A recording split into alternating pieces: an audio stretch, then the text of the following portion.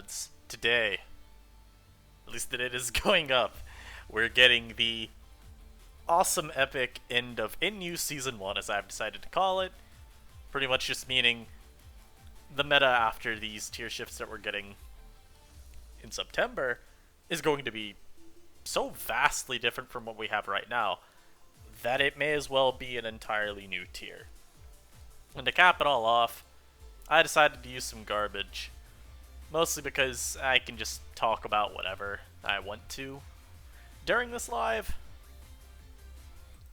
And so, I had Alwood pass me a team that he thought, oh, what? Oh, you know what? The import function is like so broken. Yeah. It didn't copy the fact that I had Gorgeist. I don't even know if this is supposed to be the set. Okay, yeah. There we go. The importer bugged out. This was some team that Alwyn used for his Boss of the Sauce project week.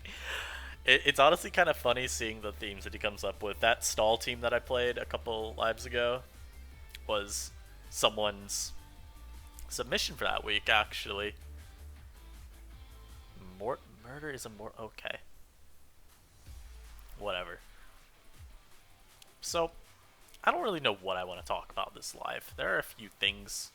I also don't expect me to actually talk about anything on this team. I don't know what the hell these Pokemon are doing. But, I guess we could start off with, like, what? I don't even know what that move is. Oh my god. Guys, my limits are being tested. My limits are being tested. I'm staying into Toxic this, fuck off. I'm just too good. Oh my god. I want to talk about just something else. Not this stupid ass Quagsire. Fuck off. I'll Moonblaster, sure. Guess we could talk about how NU just, as a whole, how I felt about it. Also, this live is definitely going to be, like, long. I don't know what that means in terms of the overall duration, but longer than a normal live. Oh yeah, by the way, this Fling. Yeah, look at that power. That's strong. And I'm Recycle, too? Ooh. Let's see how much this does. So, NU as a whole this gen... oh, you're getting fucked. Oh, damage. Give me that back.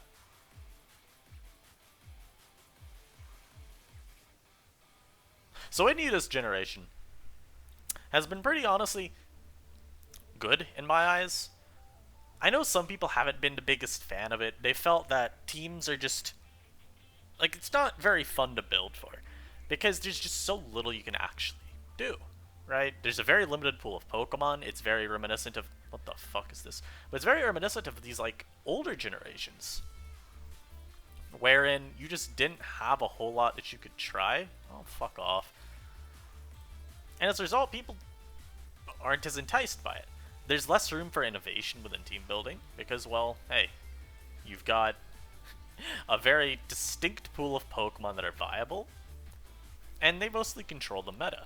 Teams don't diverge all too much, from my experience, from the very tip of, you know, what's considered good. So you'll see a lot of, there's just Silvally, Alolan Persian. You'll see, pretty much, there are like a few archetypes I think you can, like, consider right now. You'll have, like, your Sword Stance Silvally balances. Oh, don't crit me, that's mean. But you'll have your Ninjask offenses. You'll have, like, those HOs that really all follow the same formula. It's just not a whole lot to do with that, you know? I guess you have some stall. It's taken a lot of willpower, I think, on my end to actually enjoy a lot of these metas. Because, again, they're just... admittedly, they're not the most interesting in terms of exploration of the meta. There's really not a whole lot to explore.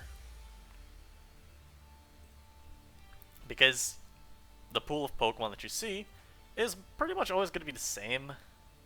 This is actually a problem. Fuck. Let's just go Gorgeist here then, sure. whatever. And so, people got bored really quickly as a result, you know? They're like, oh boy, time to build the same team, but with maybe one set changed. And I do agree that that is a bit of a turnoff for the tier. It's very hard to find a whole lot of enjoyment when you're pretty much building the same team on repeat. This could be coupled with how the tier has not been very fun, I think, for a lot of people, just in terms of what's good slash common over these past few months. Mostly this month in specific. The rise of Ninjask has been very evident. I mean, again, I don't think it's very good. I think people overrate it a lot. But I can't really deny that Ninjask doesn't play an integral part in the tier. Were I to do that, I'd be, you know, speaking out of my ass. Ninjask is one of the most common Pokemon around. And as a result, does at least warrant consideration when you're team building. But I don't think anyone believes Ninjask is very fun to play against. If they tell you that they do, they're lying. No one finds dealing with the, you know, potential just random U-turning fun. And you're also seeing a whole bunch of Alolan Persian spam right now. And Alolan Persian is just also another Pokemon. It's just, it's not fun to play into at all. You know, it does one thing, and like, it's just not very fun to play into that one thing. Makes battles very just drawn out. It's not that it makes battles drawn out, actually. It's actually quite the opposite. It accelerates the battles by just doing all that annoying taunt, toxic, knockoff, parting shot stuff. It's just, in my opinion, it's so hard to justify making a team right now. Oh, I got fucked up there. But it's hard to justify making a team that doesn't have an Alolan Persian on it. Mon does a lot for the tier, admittedly. But, like, in a similar vein, it ends up being kind of bad for the tier, I would argue. Like, it's just so oppressive, I feel, some of the time, because while there are a lot of special breakers that do just kind of say, oh, hello there, you are food, I don't really find it to be all that enticing of counterplay most of the time. Also, I think this game's won. But, a lot of time games could just feel so dictated around, alright, who uses their, like, pivoting from Alolan Persian better. Because this Mon is really good at just making sure that its team has all the momentum in the world. It's really good at doing that. It's also just, it shuts down, I feel, a lot of archetypes pretty successfully. Just through its move pool. And this isn't even taking into account, like, options like Switcheroo, which are, like, I think the standard, like, it's just so good at shitting on defensive builds. It's so good at shitting on offense because it can just disrupt a lot of what it wants to do. I don't think it's very fun to play into as a result. Ninjask, I kind of talked about Ninjask, but I actually could go in a bit more depth here. Ninjask is different in the sense of what it does being, it just trivializes every offense matchup while also having a deviously good offense matchup itself. Or, I mean, what was I trying to say there? It trivializes the matchup against offense while also being hard to deal with for, like, pretty much any build. In terms of, like, how do you actually just stop Ninjask from doing what it wants to do? Because I don't think, in my opinion, I don't think Ninjask is like a strain on building, a strain on gameplay. Because what it wants to do isn't actually that, like, problematic.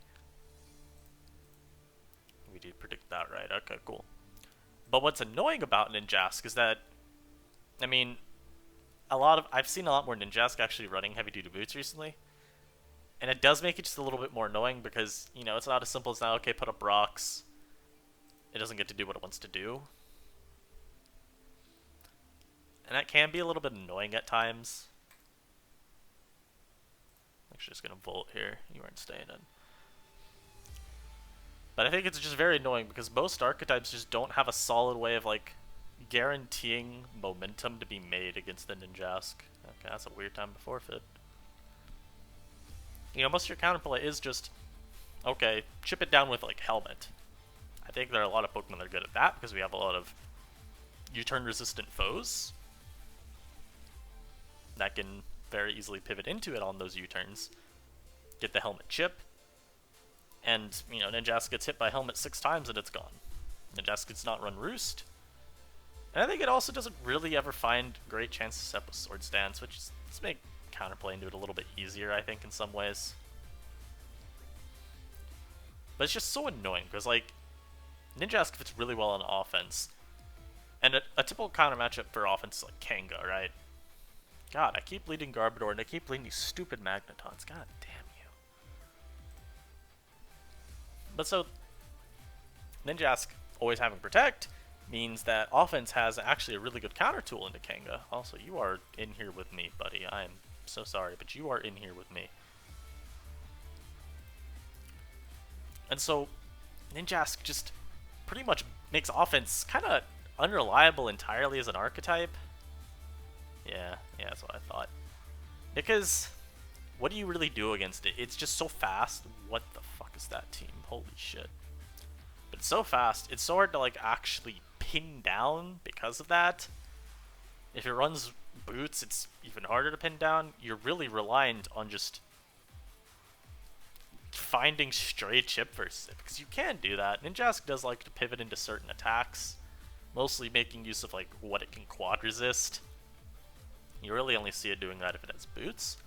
That is a way to try to force some damage onto it. So I don't think it's like entirely doomed. Also, please don't Final Gambit me. Please don't Final Gambit me. I've been a good boy today. But it can just be really annoying to find a consistent way of dealing with Ninjask in games. I still don't view it as like this all-being threat. I know some people think that it's like top cream of the crop. I don't. I do think that it is rather good. It's viable. But I don't think it's that hard to stop at the end of the day. And when I say stop, I mostly mean like just not lose to. It's just most like one of the most annoying Pokemon ever. It really is good at taking over the ladder. What do you want to do here? You going for Willow? Why would you set up a spike just to defog it the next turn? Huh? What? This is a Life Orb Ditto. Yeah, so I made this account at no LP, or LP, fuck, ELO, entirely because I don't trust this team. But, yeah, I think Ninjask and Alolan Persian are a big reason the meta is just kind of full switched on out of the battle. I think they're a big reason that the, meta's a little bit not fun right now. They're not fun to play against, right? Whether it be just disrupting the game constantly at a really reliable, in a really reliable way, or just, again, being, like Ninjask, hard to pin down. It's so hard just to lock that Mon down at times. It's not a mon that's going to take over a game, it's just a mon that's going to be very annoying. Like a bee in real life. It's going to sting you, it's not going to hurt for very long. It's just kind of annoying. You know, guys, I'm going to pause this while I think of something else to talk about. And I think this guy's gone anyway, so I'll be right back. Alright. I figured out something else to talk about, so hey, we're back in this. Oh, we got a boss up the sauce, man. We got Skier, dude. Pretty cool guy. Okay, so we could talk about Silvally, I guess, next, because that was, I think the history of Silvally and Inyu is interesting.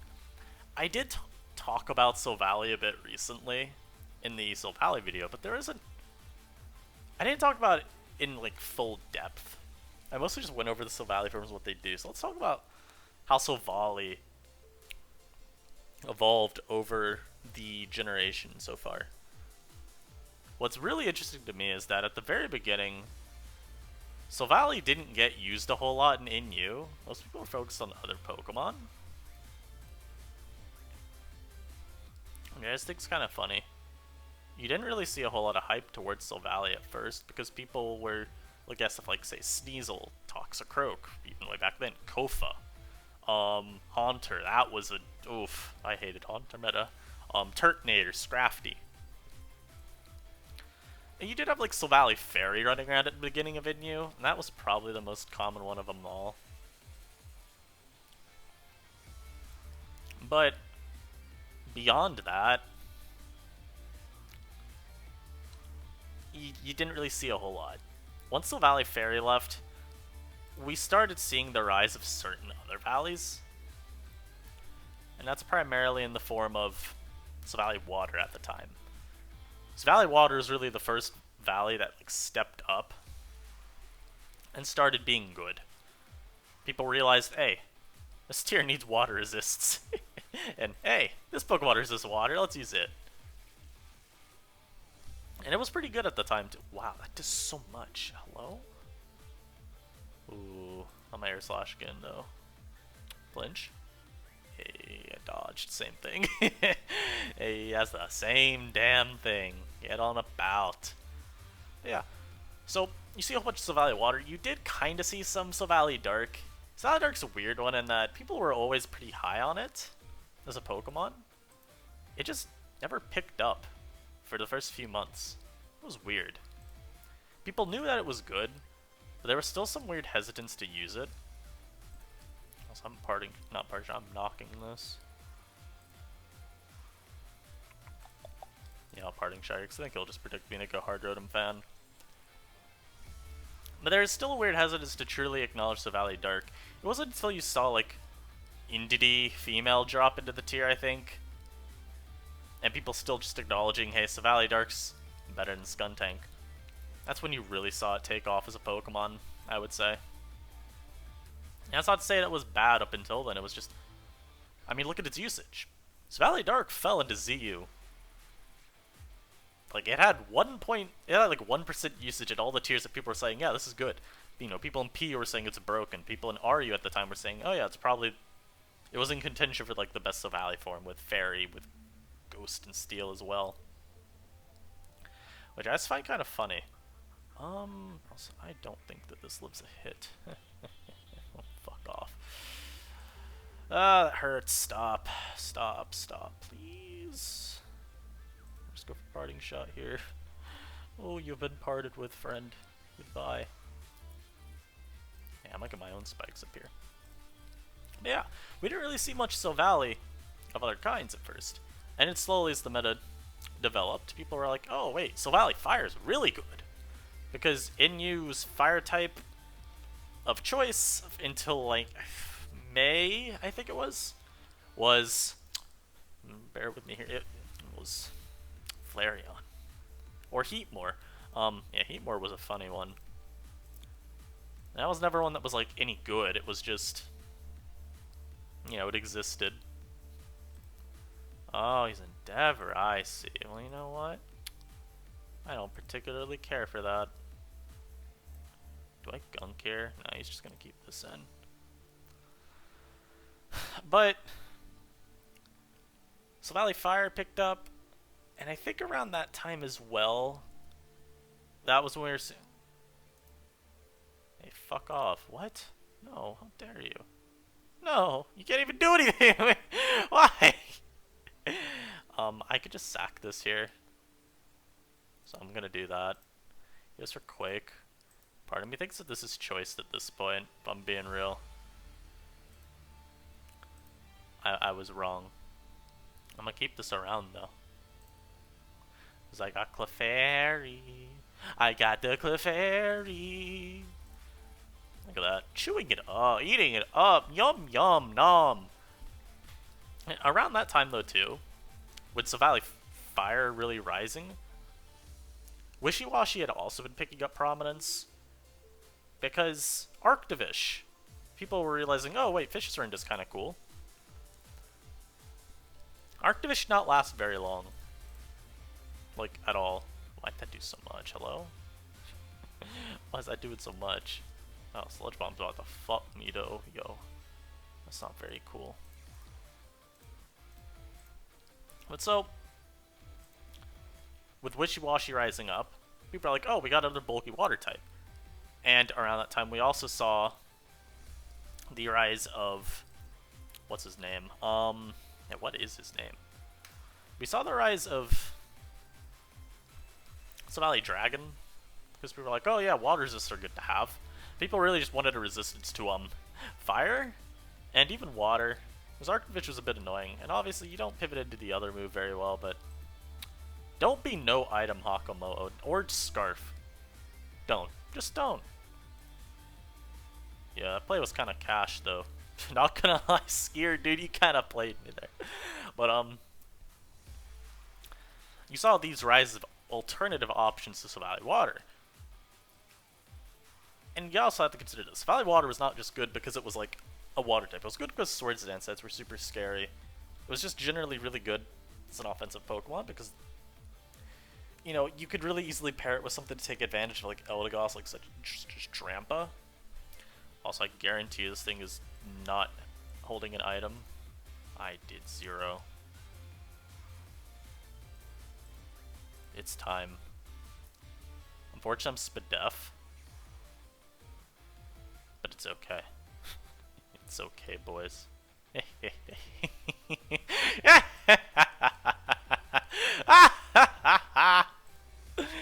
Oh, that's funny.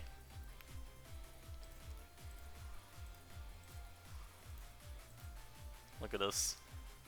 Look at this expert Clefairy gameplay. Oh, this is expertly done by yours truly. Moon blasting again, by the way. Yeah. But so, Savali Waters kind of started petering out around that time, I would say. Especially with, like, not the ban of...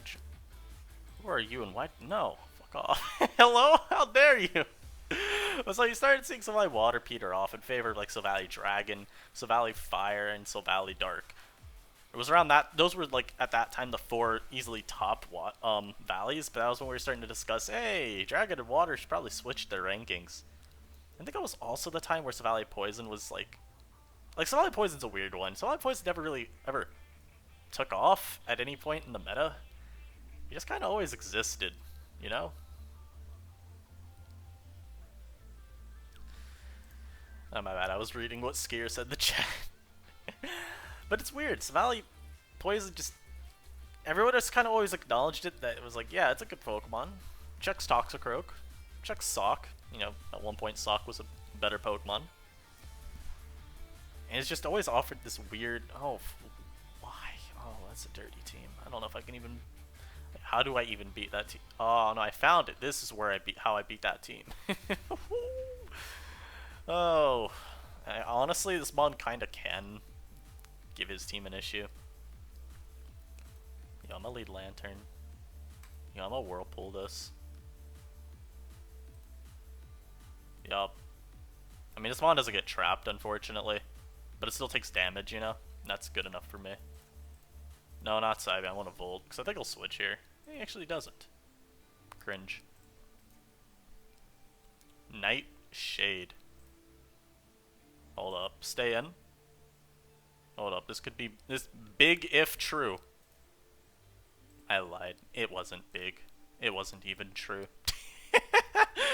What kind of dog ass damage was that? Hello? Oh, so it's just gonna fuck off. Okay. So back to Savali though. It was around that time that we really just started seeing other forms rise instead of water. And we just kind of saw the slow descent of water from there. Whereas Poison never really took off at all. It just kind of always stayed in the B rank somewhere. Water at one point was like an A+ threat. There are times where people wanted Savali Water banned, multiple Savalis banned, multi-attack banned. Mostly because of Savali Water, to a lesser extent Dark and Dragon. But that Pokemon played like a very integral role, I would say, in early NU. I'm gonna try to force a Spike up. This fool isn't gonna let me, so I'm just gonna gunk him twice. Get some damage off there. This thing being physical is like annoying as hell for me.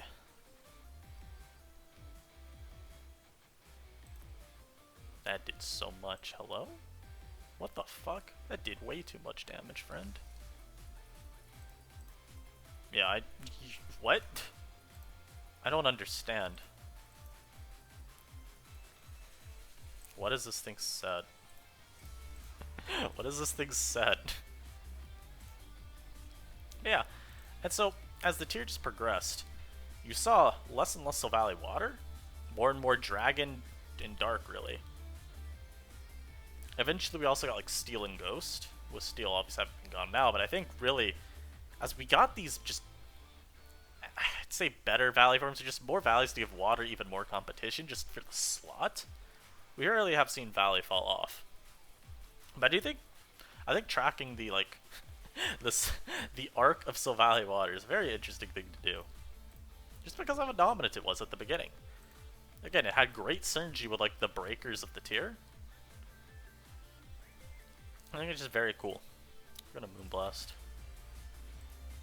I bet your knockoff last move. Okay, he's not. I hope he realizes that, like, this does beat him, right?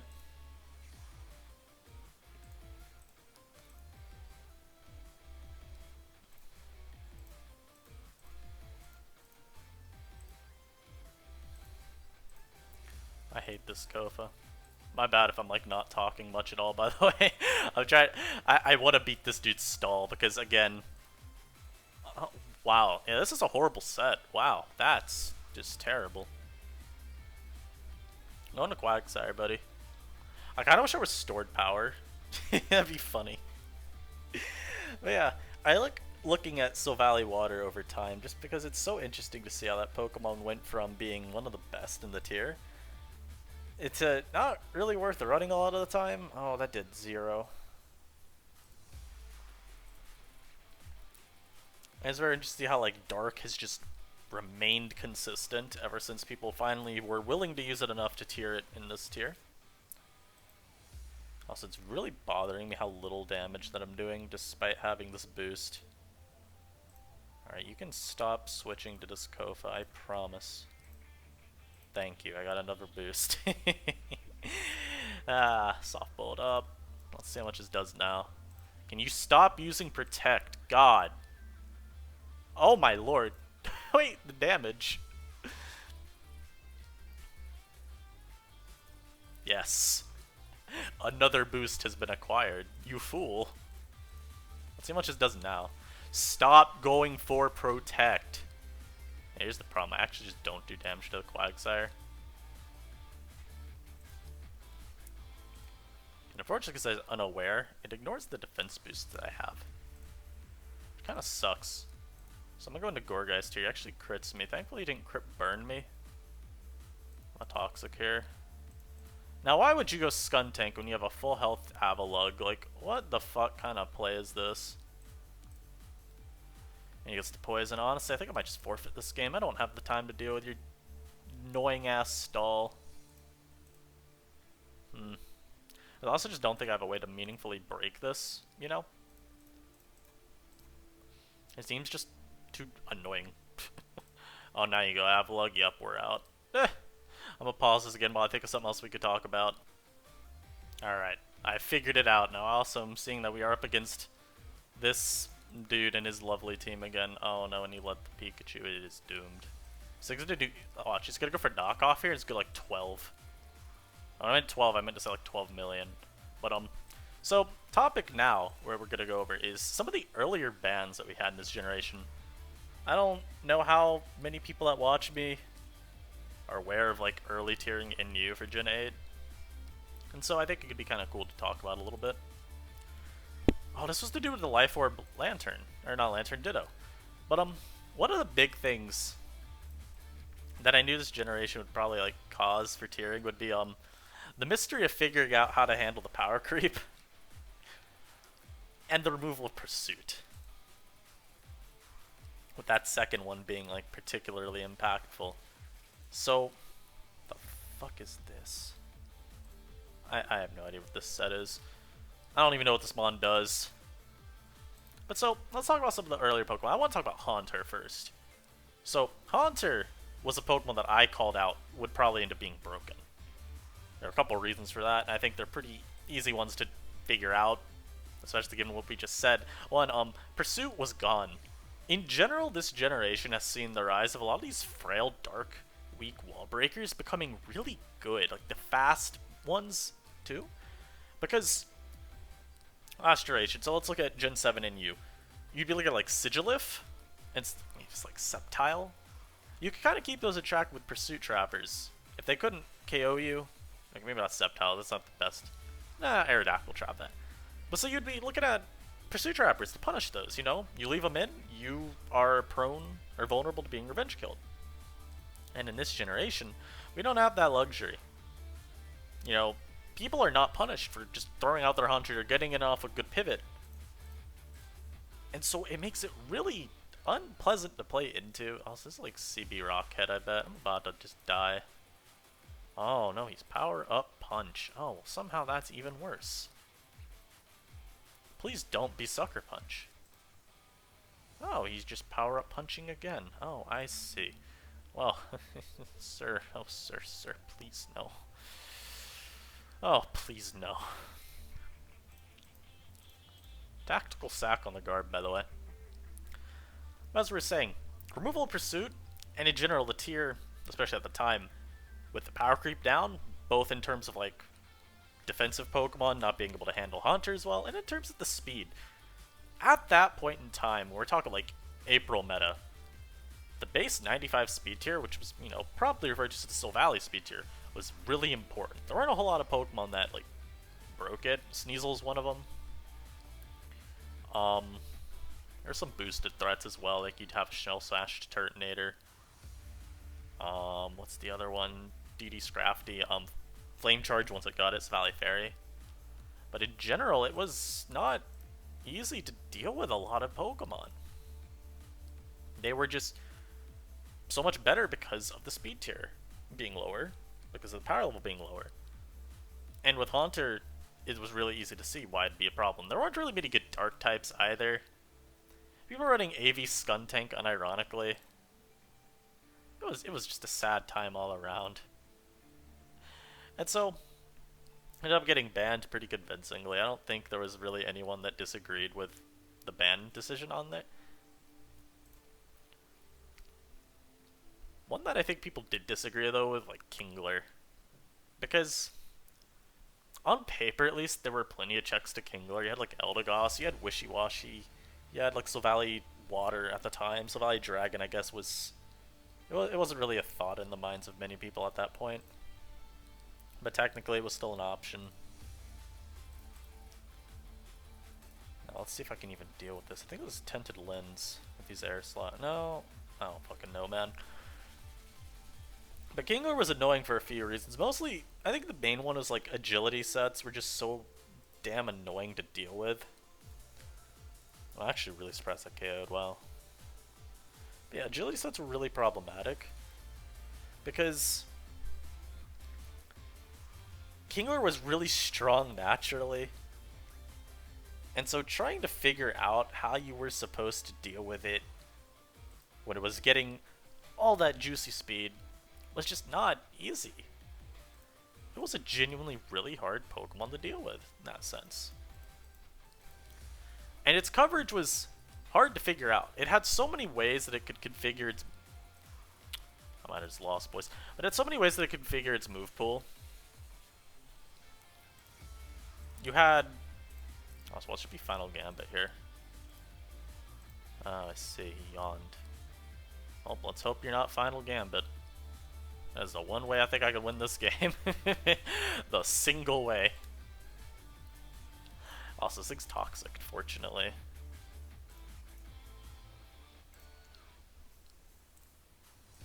But yeah, Kingler had, like, you know, just a lot of move options.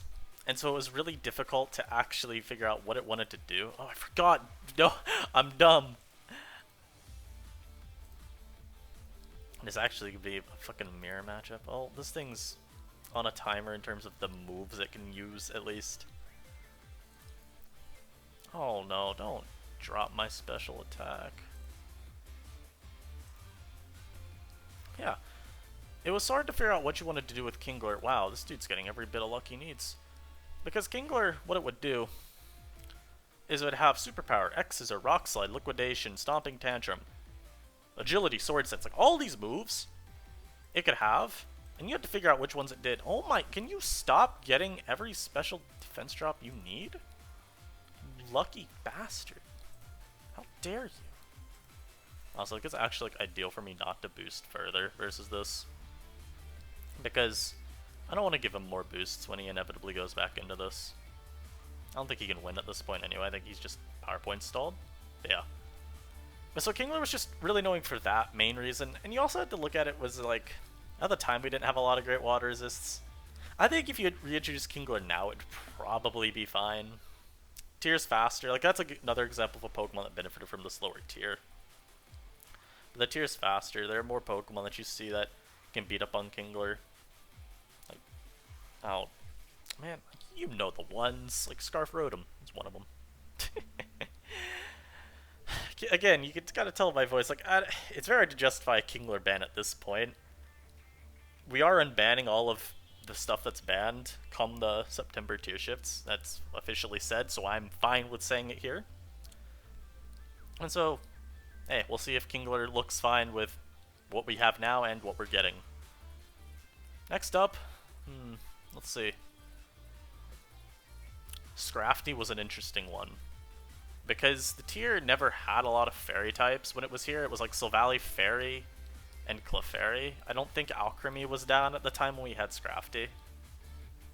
And Silvally Fairy left the tier, I believe, before we banned Scrafty. So your counterplay to it really was like proper pivoting with things like Toxicroak. You know, you're trying to pivot around its stab attacks that you could resist and avoid getting fucked like royally hard by its coverage, which was admittedly pretty easy to have happen to you. Also, this thing is going to go for Taunt here as we Gunk Shot. That did 38. What in the McFuck? Yeah, it was just... Scrafty was just so hard to deal with because its coverage and dual stab was just good enough. just good enough. Also, we're just going to KO this now. I'm tired of this thing. I'm already tired of you. Get out. Get out. But it was just good enough. The DD sets were really annoying. Bulk up sets were just hard to kill. Although I think, honestly, DD was a lot better because the common Scarfer at the time, I think, was Togedemaru and, like, Haunter, but Haunter either got banned before Scrafty or with Scrafty. I don't remember. I think it was before, though. I want to say Scrafty got banned alongside Turtonator and Kingler? If I'm remembering properly. It's been several months at this point. Yeah. Joe. But yeah, it was just... Actually dealing with Scrafty was just so unpleasant.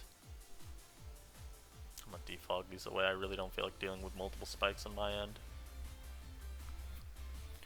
Dealing with Scrafty again, it mostly just came down to like, can you pivot around its moves and somehow break it? Because that's not frail. And it had like Shed Skin if it was running those bulk up sets. A lot of time on the DD sets it had Moxie, and so you just snowballed out of control after like one boost. I mean, I guess you could revenge kill it with like, I don't know.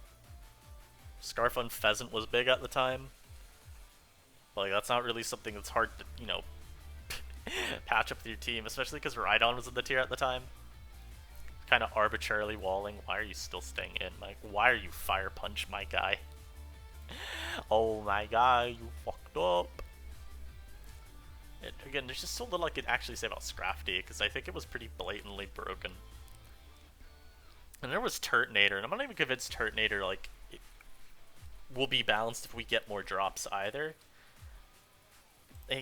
It's slow as dirt, but after a boost, it's faster than all the unboosted stuff, and the Scarfers don't actually deal with it.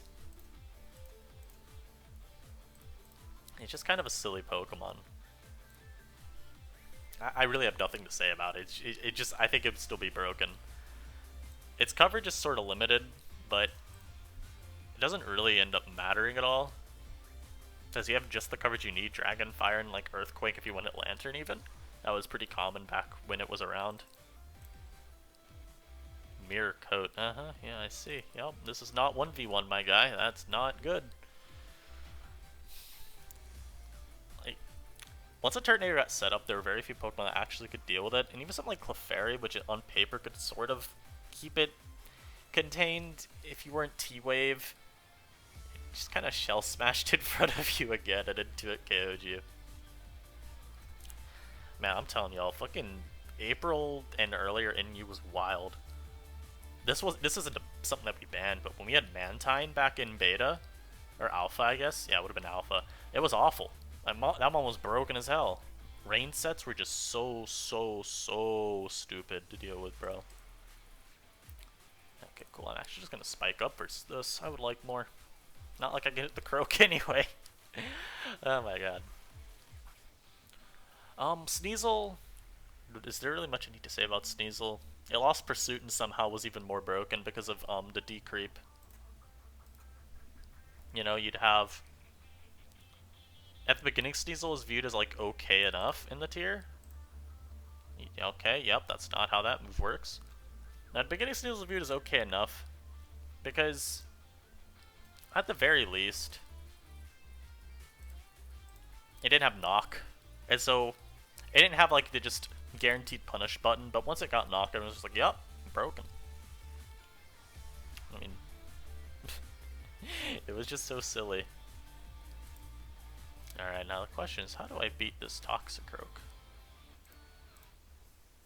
Somehow I knew this was physical, and I'm not sure how. But it's really good that I am just this good at the game, I guess. We'll call it a diffy in the head, you know? Yeah, watch me go into my lantern, absolutely tank this Earthquake up like a champ, and then Psybeam this. Yup, beamed. I don't even care that this is my check to the Jolteon. I got a little clef in the back anyway. What else was there that we banned early on that was just like bonkers dumb to deal with? DS in UBL. Oh man, all these are recent well, we covered these 4 here, and Glade was recent. I'm just too good. Forfeit. It's over. Yeah, what else did we ban early on? Or what else did we have early on even? Because we talked about Silvally Fairy a little bit. I'm gonna go a little bit more in depth. There weren't steel types. Your checks to Silvally Fairy were like Rhydon was your check to it. it just was dire. We didn't even have like Quagsire at the time. I think the most dire part about it though was the fact that like Unpheasant. Okay, if we want to talk about like early NU, dire things about it, Unpheasant being a good Pokemon was certainly one of them. Like unironically a competent Pokemon. It was awful.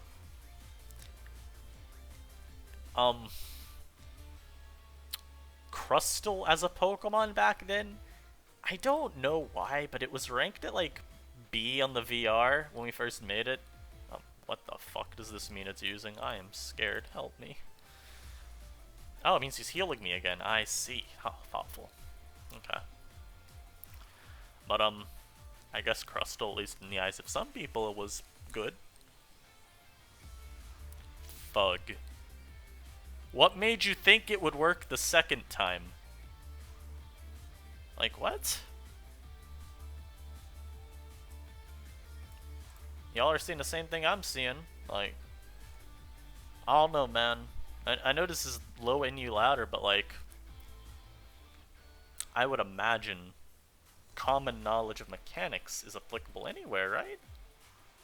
Maybe not. I don't know. Overall, guys, I think this was a really fun live. Just kind of covering some old stuff in NU. And just having a jolly good time. This is kind of coupling as my 100 sub special, but I think I'll do something else as well. Probably will be in. I think you could consider this like a preclude into it. I don't. Part of me wants to do a stream, but like, I don't know. I don't even know how many people would watch. I unironically have no idea if a stream is even something someone would watch if I did one. I think maybe I'd get a couple people. We could have a fun time. Like, Pardon wants to do a team building stream with like the new drops. I think that'd be really fun. So hey, it's 45 minutes into the video. If you made it this far, give me your thoughts on that. I'll probably still like prompt it in the description. But yeah. This has been a hell of a ride in you. Hopefully, September brings even more fun. I'll see you guys then. Peace.